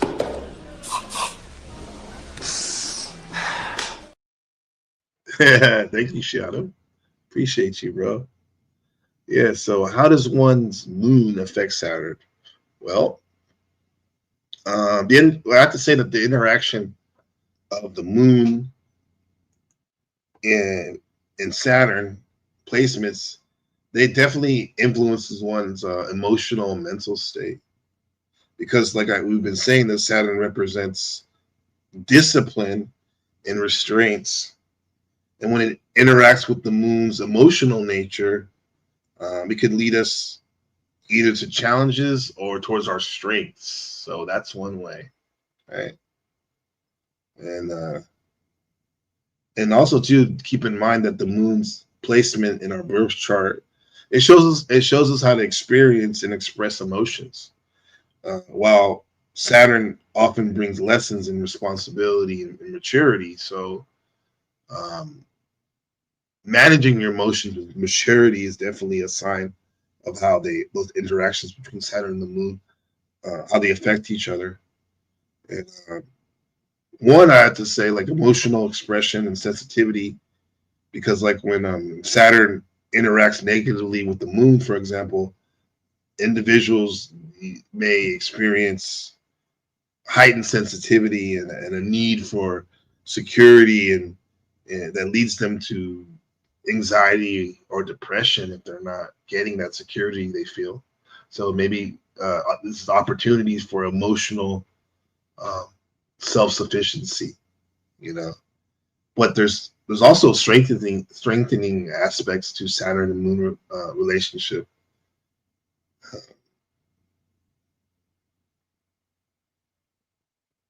These interactions, I think, between the moon and Saturn can foster a space for emotional responsibility and learning how to cultivate resilience and having maybe a more grounded approach to life. And also self-perception, moon and Saturn interactions. On the negative end, I would say, in terms of self-perception and relationships, a lot of self-doubt, lack of self-esteem, difficulty establishing healthy relationship, especially with those people who represent maternal figures. That could be a negative aspect. And then positive aspect, this is the one I love about Saturn and the moon, how they dance with each other, is that when you have a harmonious connection between those two planets, it can promote a sense of self-acceptance and self-love and a strong relationship with yourself and being self-sufficient and having the ability to build secure and nurturing connections with others, because you already have a good self-acceptance of yourself, right? Definitely. And of course, like we said earlier, mental health and emotional regulation. Those are some themes. In a negative sense, you may experience like mood swings, like I said, or anxiety if your moon is not balanced. And then, but that placement can also cultivate uh, uh, a more realistic and responsible approach to life, fostering like emotional stability and resilience in the face of challenges and not giving up. Or some people don't even start, but it'll give you the strength and the courage to start. Right? And you even get into the karmic lessons too, if you believe in like that type of stuff. Learning to deal with losses and responsibility, and once again, pattern, emotional resilience, but it also can make you stronger by learning how to accept and value the hard work that you have to put in to achieve your goals, and responsibility, right? Ultimate leading to personal growth and fulfillment, you know, getting after it, as we say. Yeah. Yeah. Thanks for sharing, Shadow. Yeah. Appreciate you, brother. Love you, man. I'll do one more in the Scorpio, right? Does anybody else want their chart read? Yeah, you get we get the priority with the dono, but if not, if it's all good. I appreciate you being here. You could let me know either way in the comment if you want me to give you my forecast for Saturn and Aries on your chart. For the Scorpio risings, Saturn is entering your 6th house of work, labor, and ill health and pets. Saturn is asking you to take on a little bit more challenging than maybe you anticipated. For the Scorpio risings, Saturn is entering your 6th house of work, labor, and ill health and pets. Saturn is asking you to take on a lot more responsibility when it comes to your work and your routines and your habits, but it is also giving you a lot more limitations and restrictions regarding your habits, your routines, and even your health. There might be a lot of you that deal with ill health, although I'm up in the air about that because, well, I would argue it's more injury related and less so illness related. But Saturn just going through your 6th house is like, hey, taking on more responsibility, whether that's being more of a manager, being more of a person in charge, being more of an authority in your work area, because the 6th house also rules employees and coworkers, being more restrictive in this area. And again, the context of it is like taking on more than maybe you're ready to handle, even though that's the whole point of Saturn and Aries. Is like, you got to take on more than you can handle and you'll be fine. But Saturn also rules your 3rd house, and the 3rd house rules siblings, neighbors, short distance travel, communication, and applying knowledge that you have. And the 3rd house is kind of difficult to talk about because it rules so many different things. But your 3rd ruler of like short distance travel and cars going into your 6th house of injury is kind of like, okay, just wear your seatbelt and obey traffic laws as best as you can.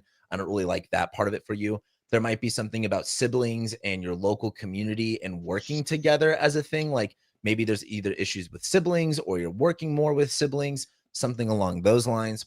The other part of it, though, is that Saturn rules your 4th house of home and family and living situation. And that is also fallen in your 6th house of work, labor, and ill health. So there's a weird topic around like the part of your life that is about your home, your family, and your parents, your living situation, and that quality of your living situation is challenged by your work or challenged by your labor. Again, maybe it's like, you're neglecting your home life because you are so busy with work, or you have to move because of work. Something along those lines is something to think about that's going to be happening over the next few years. Okay. Yeah. Work-life balance for sure. Yeah. Scorpio risings and Scorpio suns. Yeah. Saturn will definitely be affecting your 6th house. The 6th house emphasizes, was it health and work and daily routines? Virgo. Daily routines, going to the gym. The key things to have in mind. Number one, I think health. Focus on your health. I'm speaking for myself. This is like a record to me, Ben. And you too, because you're a rising Scorpio. Even though this transit will probably be long gone by the time you listen to this, if you listen to this, you and your people, this is something you can focus on as a Scorpio rising. You'll have this pattern in your life probably, but please focus on to develop a disciplined approach to your health and wellness. And I see it. My son is like, oh, I got to eat healthy. He's only 7 years old and he's already saying like, I'm not as fast as I was, a couple months ago. I need to start eating more vegetables and getting more sleep. He says it's great. This boy, but keep up the good work. He's focusing on his health as a Scorpio rising. Your work environment may force you to have challenges or responsibilities that require attention, right? Like I said earlier before, like it's not enough just to get by. You're going to have to give more attention to detail, even Virgo detail, right? The micro manager, critical analyst, right there. The devils in the details. Where they say the details, the nuances, all that. Focusing on that, and once again back to the health, it will pair up with this routine development. Developing effective routines will be critical for production for sure. And I'm probably going to be have a daily routine of probably streaming at least 5 days a week. We'll be doing these astrology broadcasts like 5 days, but we'll also have our other topics we'll hit on certain days, like the sexes, male female social dynamics. Like I said, astrology, art, truther, geopolitical stuff, consciousness, and also mind-body connection. So we got a lot going on for a routine, for our routines and whatnot. So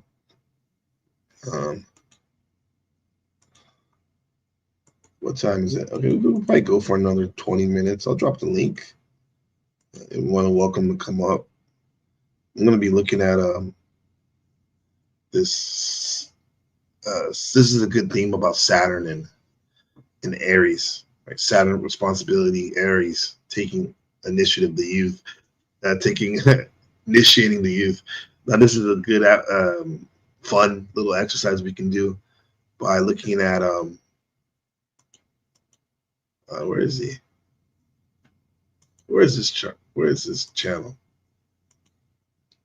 Prime Hood. Preem's Hood Cinema gives a great synopsis of Hood movies. So think about this, what we've been talking about. Think about Samuel L. Jackson's character, Coach Carter, as the Saturn responsibility disciplinarian grandfather, while his team are the youthful Aries Rams, right? They need some guidance. And so let's see how that plays out in this comical way. Yeah. Check it out.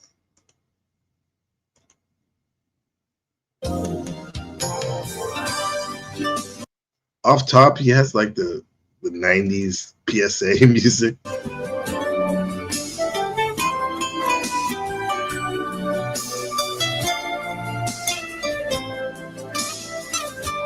It starts off with some random ass throwaway DMX song. I kind of like it. I was trying to roast it at first. Now, this is a true story, based on a true story about a basketball coach and team in Richmond, California, which is like, I used to stay in East Oakland, California. Richmond is about maybe about an hour northeast of Oakland, if that. Yeah, and it's pretty many out there. It's pretty wild out there. Probably the second craziest spot in the Bay Area besides Oakland. The movie is about Ken Carter, played by Samuel L. Jackson. He's headed back to his old this is the Saturn responsibility archetype right here. High school in Richmond, California, to take on a new job as the basketball head coach. Just a heads up, This is PG-13 Samuel L. Jackson. It's kind of trash, honestly. I don't like seeing him like this. Oh, no. Come on, guys. Stop that. We treat Come on, guys. Usually he's coming with the Aries swear and stuff. ourselves with respect. We don't use the word nigga. The movie is based on a real basketball. Ken Carter was a There you go. basketball back in the day at this very same school. You already know the story. The new teacher comes in and he's really tough, but he gets results. It's a fake ass Lean on Me. Every inner city teaching movie is like this, basically. Your intentions are good, Mr. Carter, but your methods are a bit extreme. Coach officially offered me the job tonight. There might be $1,000 in it for me. For 5 months of work? This is Ken Carter. $1,000 for 5 months of work. It's not in. He's not in it for the money. What's going on, chat? Let me know you're still there. He went to Richmond. Still holds records for scoring, assists, steals. We're lucky to have Coach Carter. You shooting the ball. What's your name, sir? And chain him. Samuel L. Jackson, your ass can't even hoop, man. Just because you bald head don't mean you good at basketball. It was just about this like tension between bald head, extra generation Xers and boomers and Zoomers, fucking dreadheads and shit. And Shadow Buddha's comment, NBC, the Ortho Bros might have Coach Carter beat. You know what I mean? Yeah, man. They might, bro. Orthodox, old school, traditional Saturn. The Ortho Bros. You went there. Your ass look like a African Slender Man. I'm about to cook you, little boy. Tennis ball head ass little Very boy. focused. You nigga like a human Reese Puff. Nah, I'm just joking. You're an all-star, Samuel L. Jackson. I'm your new basketball coach, Ken Carter. Oh, we hear you, dog. But we can't see you. The glare from your big black ass head is hella shiny, man. Damn, do you buff it? Nigga, you are also bald. Right. Like, what's he talking about? Mind you, this came out like, what is it, early 2000s or something? Maybe late 90s. What are you talking about? How old are you? These old ass kids, man. What grade y'all in? The 100? That's the thing you always hear about in these movies, man. These old ass actors playing high schoolers. 100th grade? Every time. They always hire 35-year-olds to play the damn school kids. I mean, to be fair, this isn't the worst I've ever seen it. Remember Yo from Dangerous Minds? Bro wasn't even a senior yet, looking like this. Anyway, Coach Carter meets his new team, and it shows him his great coaching skills and his great martial arts skills as well. Leave the gym right now. Teachers ain't supposed to touch students. I'm not a teacher. I'm the new basketball coach. He makes all the players sign contracts, promising they'll keep their grades up and sit in the front row of every class. They got to wear suits and a bunch more extra stuff. I mean, we had to wear suits on game day. That was cool. Some people didn't even know how to tie a tie until then. Bro, you literally just got here. They barely paying your ass. Relax a little bit. A few of the players quit the team. Right. NPC, Shadow Buddha in the building. NBC, how do you compare Coach Carter versus Gridiron Gang with the Rock? I'll take, I mean, being campy and like fun, Gridiron Gang definitely is fun. I'll tip my hat to the Rock. But I don't know, I have a soft spot for the Bay Area. That's the home, that's the soil, man. The hometown, home court. I gotta give it to Coach Carter. Just off the fact of it's based on a true story, man. I'm a realist, baby. Came out of protest, though, including that Puerto Rican kid. Then he falls into the wrong crowd, like immediately in the very next scene, basically. Where you going? Look, y'all wasn't winning with me. Y'all damn sure look sad without me. But you know what? I'm gonna watch y'all play. Yeah, I'm definitely quitting this weak-ass team, too. Bro's making them do thousands of push-ups and some more shit. Like, imagine doing 1,000 push-ups. What am I, Kimbo Slice? I would rather sell drugs, 100%. That's pretty tough. Your arms are going to be like noodles. Hit the weights, man. Me, personally. You win the bonus prize of 500 push-ups. That's 1,000 push-ups for Mr. Battle, Clyde. You want to try for 2,000?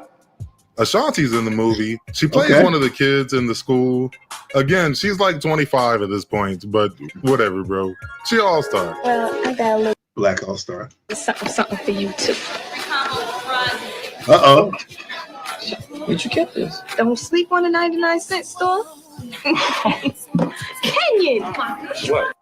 I've been in hella dollar stores. I ain't never seen them selling no goddamn lingerie. Have you guys ever seen that before at a dollar store? Somebody have what you would call it, a thong or a G-string? Never seen it. Comment from Gracie Gray. NBC, I have to go. I really appreciate you. Shout out, thanks for your input. Later, I'll chat.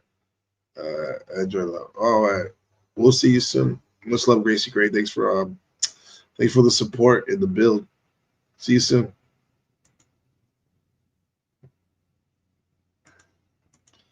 Shout out to Shadow Buddha. Shante was fire. Yeah, she was back in the day. She was fire. Probably still is, but damn. This freaky ass Family Dollar selling 99-cent panties is crazy, right? This is some awful fake hood banter. Who even wrote this? The writer. Wait. Oh shit. Man, this nigga look familiar. This is the dude that wrote Hardball. I guess I complained about his stupid ass already. Why'd they hire him to write all the black sports movies? Also, it's directed by the same dude who did Save the Last Dance. It all makes sense. The music. Now, this movie feels exactly like that. Like the writer from Hardball and Save the Last Dance director teamed up. At least it's a black director this time, I guess. Anyway, it's later now, and all the parents are yelling at Coach Carter about the contracts, including this one dad wearing this generic-ass struggle jumpsuit all the hard-working dads be wearing. This Sanford and Son ass costume. This shit is comically dirty. What the fuck? Where do you work at, bro? The doo-doo mine? It says they gotta wear coat and ties on game days. They don't own ties. I have a hard enough time getting my nephew. Coach Carter got a son. His name is Damian Coach Carter. He's played by the light-skinned yo from One-on-One. He's trying to join the team too, and he takes himself out of private school so he can play for Richmond like his dad did. You withdrew from St. Francis? I called Richmond. They expect me there in the morning. Francis? If I'm one of the top students at Richmond and I have great SATs, I can go to any college in the country. Oh, nah. Get this nigga a shape up, bro. What are they teaching you at that private school? You're still not supposed to look like that. Oh my God! A tornado is forming! They have practice, and Coach Carter starts talking about his childhood, and he's trying to be relatable. All the kids are enjoying this shit for some reason. I have a sister. Her name's Diane. Did you eat the last piece of cake? Did you drink all the Kool-Aid? Hey, everybody, an old man's talking.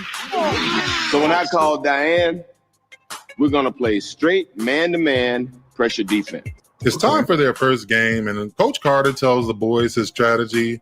He made them run so much in practice that they never get tired anymore or something. But what did... It's actually what we used to do at high school.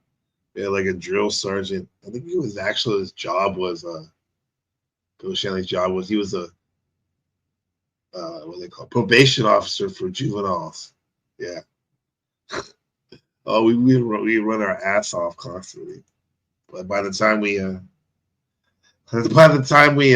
got into the game time, it was like we just run teams. We barely had to shoot outside jumpers. We just get steals and layups and all this shit. What did we do in practice, Mr. Stone? Run. That's right. I want you to run every second that clock is ticking all game long.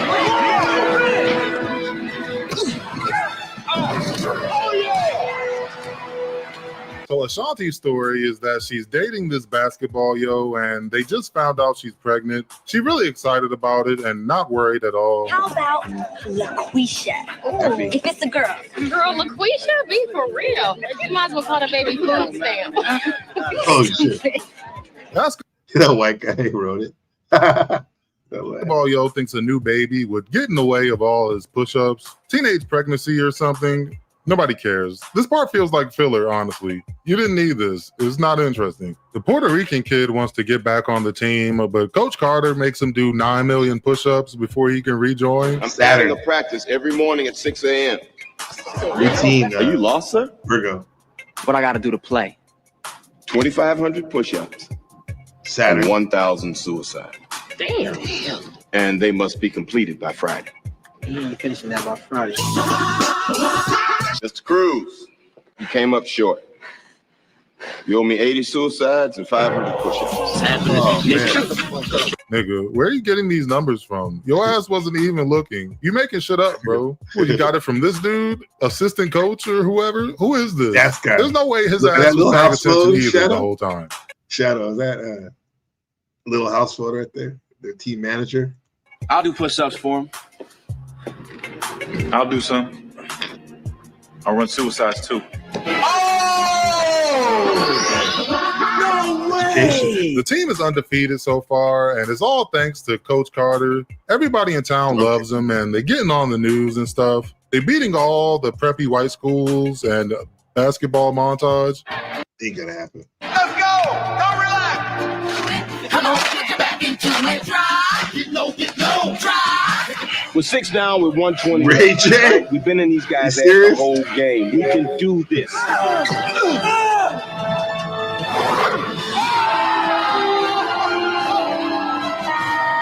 They meet some preppy white hoes after the game, Okay. and they sneak out to go and party with them. Nobody. Of course, they all get in trouble, and now they got to do infinity push-ups. Oh man, this is son. Coach, got somebody I want you to meet. Susan! Susan! You right? You are not going to like what happens in practice on Monday. Ghetto hoops. Well, they say, play hard, work hard. It's nobody season. Nobody backs him for sure. Dog. Good for them. Signing autographs and humping the honeys. Humping the I'm gonna honeys. show you what humping is. Holy shit. Hey, yo, what the fuck? Yo, sus. We get back to the school, and Coach Carter finds out that all his players are still failing their classes. He gets super pissed at them because they dumb as hell. Then he shuts down the entire gym forever. Maybe if they did less push-ups, they would have more energy for studying, Coach Carter. They probably can't even hold. Yeah, I remember it was like we went to this Christmas basketball tournament in Ortigia, California, which is like, is that considered? That's not the OC. It's by Long Beach, I think. Anyway, the old Bannon brothers went there from UCLA, and we went there. We played the tournament. Played against Paul Pierce. From eventually went to the Celtics. We played against Deshaun Prince during the tournament. But the point is the fact that we were staying in this hotel. I was a junior. The seniors had this idea. They wanted to get a stripper and bring her to the hotel, right? They did it. They got caught. Didn't even get to see the lady, even though she took our money. And when we got home, I remember because it was still Christmas break. The coach, he put, because I usually our practices were 2 hours. He put 2 hours on the clock, like on the scoreboard, and he just like ran it.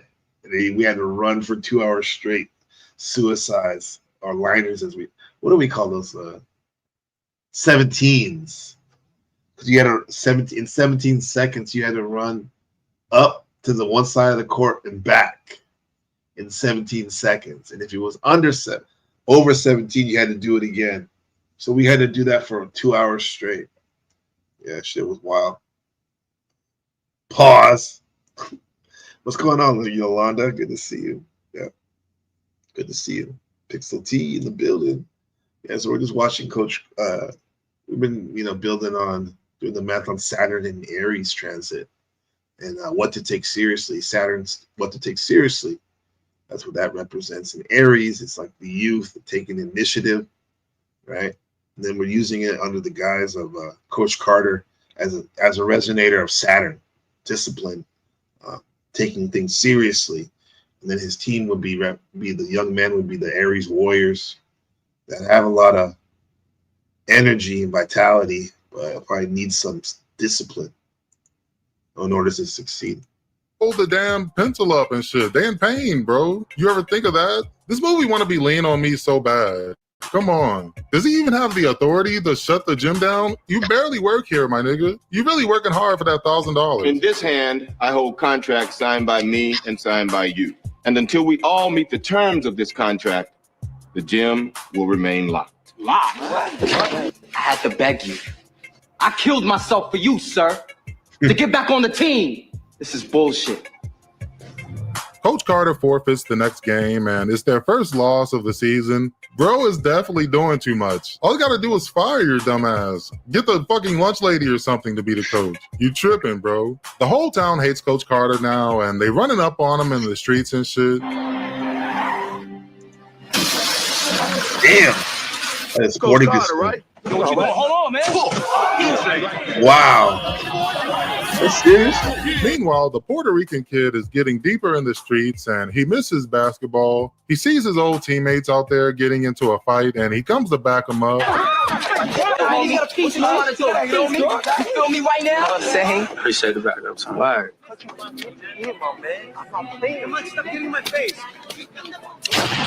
Oh, man. No. I really miss my nigga. R.I.P. I really miss my nigga. Under the Scorpio Act. Retribution. They call a school board meeting and everybody votes to end the lockdown, causing Coach Carter to quit. He's real sad about it, but then the kids tell him they're going to stick with the lockdown anyway.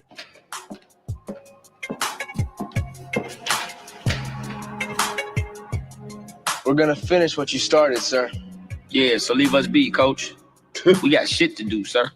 Sir, I just want to say thank you. Saturn. You saved my life. Was this really the best place to study? Y'all had to. I mean, you guys like study in the middle of the bat center court right there. Drag all the desk in.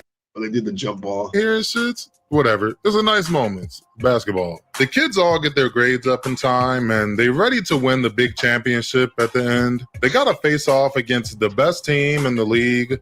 They win the championship, clearly. Of course. Yeah, they call the Oilers Richmond Oilers because in Richmond, California, in the Bay Area, it's right on they have a big Chevron oil refinery, which is probably great for the environment, being sarcastic. Yeah. So that's what the Oilers. They win the championship. Basketball hood movie. Oh, wait, never mind. They lost, actually. They lost.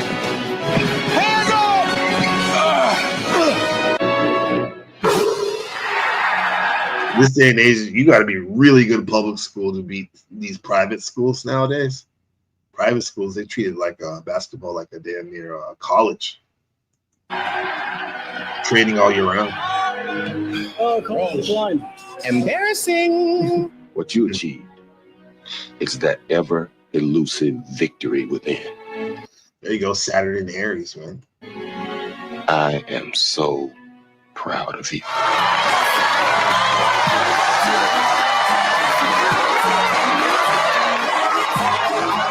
These niggas really lost the championship game. Why'd you even make this movie? That's not inspiring, bro. I'm not gonna hold you. They do that cheesy ass thing at the end where they show all the kids how they ended up.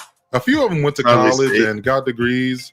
My hometown. Now they never gonna struggle again. Listen instead of dissing lessons from a grown man. Make it whether you with him or your man's gone. Nah. Wish I could give every son I can Biggie breathe again. As far as basketball hood movies go, this one was all right. It's not great. It's a little too long. I like this guy, Preem's Hood Cinema. He clowns the movie, most of the movies, most of the video, but at the end he gets thoughtful and kind of like pretty, kind of kind too. It's hella generic, but I still had a fun time watching it. The movie is about discipline and perseverance. There you go, discipline. Those are some good tools to have. Shout out to Coach Carter. I'm not doing no 1,000 push-ups though. Couldn't have been me. I noticed he didn't really have any fun bonding moments with the kids. Ain't they supposed to be having fun with this nigga also? Right. He was actually, it's like one of those things like, I'm the coach, you're the player. Ain't no trying to be your friend type of shit. That's how the school movies usually work. Like they show them getting ice cream or some shit. With like a rap battle together, learning fun. There's no such moment here. No pizza parties, no nothing. It was just all basketballs and push-ups. Thousands of push-ups. They made a behind-the-scenes feature where they talking to all the real players and shit. They still sounded low-key salty about all the push-ups. Of course they are. I would be too. Seen the contract, I was like, I'm not signing this. What are you gonna do for me? Are you gonna go to war for me? If I'm being done wrong in a classroom, are you gonna go tell my teacher she's wrong? Are you, if I'm being done wrong by a referee, are you gonna tell him he's wrong? You know, if a fan threw a punch at me, are you gonna be the coach to come over there and help me? Or are you gonna be the coach to sit there and just watch? Fun fact, the real Ken Carter requested Samuel L. Jackson personally to play. Like, who wouldn't want Samuel L. to play you, right? Shit. Even if he was a white dude, bro, he's the best, one of the best. Pizza parties, yeah. It's fucking ridiculous stuff. This guy, Preems, he's always the YouTube creator. He's always talking about fucking pizza parties and shit. Him. He says the portrayal was 98.5% accurate. Again, just making up weird ass numbers and shit. What a weird ass number. Also, this was Ashanti's first movie and Channing Tatum's first movie. Then he did Step Up or whatever dancing hood movie. Bro low-key started off in hood movies. I kind of forgot that. That's funny. He a trill white nigga. Trill white nigga? I like that. Trill white nigga. Apparently he never played basketball before this movie, so he needed some extra training to keep up with everybody. That's hilarious. Why'd they even pick him if he can't play basketball? That's it though. Be sure to like and subscribe for all your hood movie needs. Follow me on all the socials. YouTube recently clapped quite a few of my old videos. The old episodes are up on Patreon, ad-free, just for you. Shout out to Raycon for sponsoring. Shout out to you for watching. I'll see y'all next time. Okay, the video. I'm gonna show you what humping is. I'm gonna show you what humping is. Yeah, so that was here's Preem's YouTube channel. And like I said, it brought me a lot of joy lately, a lot of nostalgic stuff. I didn't even put his name out there. I thought I put his name on it. Okay. The name of the video.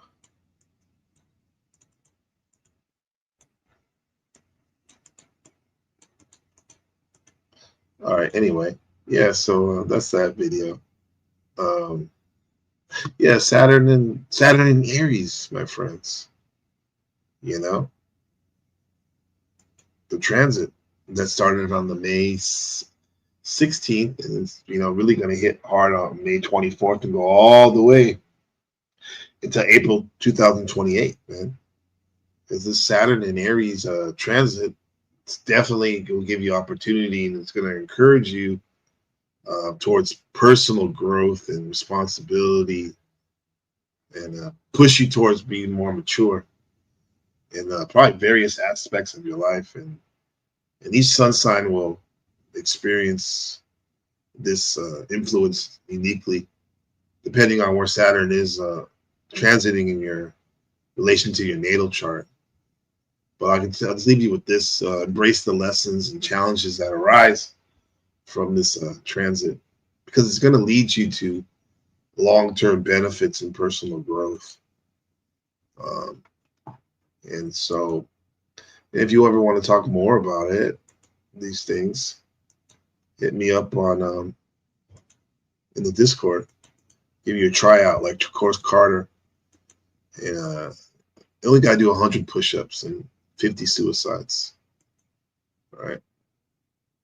If there's not anything else, we're gonna mog out. Male of the group. Okay? Alpha male, sigma, all that. You know what I'm saying? So yeah, appreciate everyone for coming by. Yolanda, Gracie, Buddha in the building with a big donation. Appreciate you. Yeah, you can always donate. Donations are really appreciated. Markella, Brown's boy, riding with us. Philip, the homie, the good old Sam and DJ Clue Studios. Yeah, everyone, appreciate y'all. El Perro, right? So Saturn in Aries. What to take serious. Remember that. Okay. There's all opportunities to grow.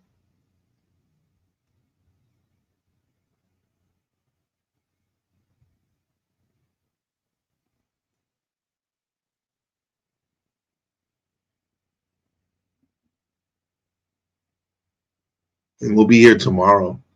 For you, will be tomorrow night, 9 p.m. 9 p.m.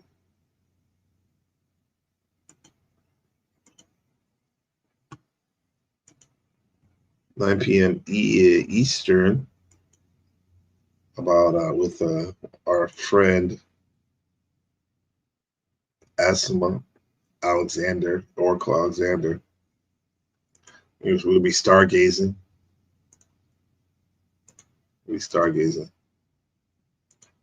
Right? Astrology World Predictions 2025 to 2027. Ahimsa, Oracle Alexander. We're going to be talking about how the current transits are going to be related to the U.S., China, Russia, Taiwan, Ukraine, India, and other places around the globe. Well, you know, geopolitical, Masonic sorcery theater type stuff. Should be fun. Yeah, so come out and build with us tomorrow. Thank you, Markella. Appreciate you. Yeah. And remember, you can ask mommy. She made a legend.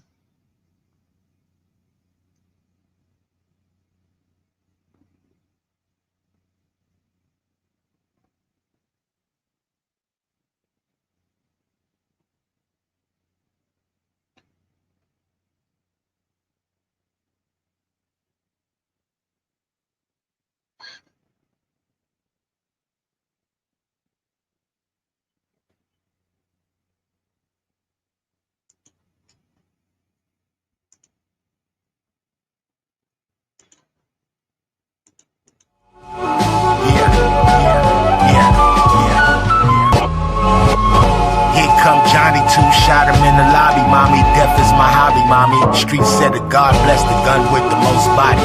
God bless sons with the most body. I seen dust heads scare everybody. I seen the devil die twice. I know where God is, where all of the graves be. Ancestors rest with me. My life, all of the testers. Who is the bestest? Ask mommy, You can ask mommy, Yeah. She made a legend, Yeah. Free up the G's up, wave off a new ship. Send me a new ship, a new clip. Find me a new horse, 6+4, nigga. Diamond and Nordstrom, beauty you, damn I adore you. Like let me spoil you, I'm so royal. Spill all my oil, olive juice, olive oil. Shining through the maze, looking for you. Here comes Johnny 2, shot him in the lobby, mommy. Project shit. Death is the hobby. God bless the gun with the most bodies. God bless son with the most bodies. I seen the dust head scare everybody. I seen the devil die twice. Damn, I know where God is. Ancestors rest in my life. Test in my life. Test who's the best. Mama made a legend, oh.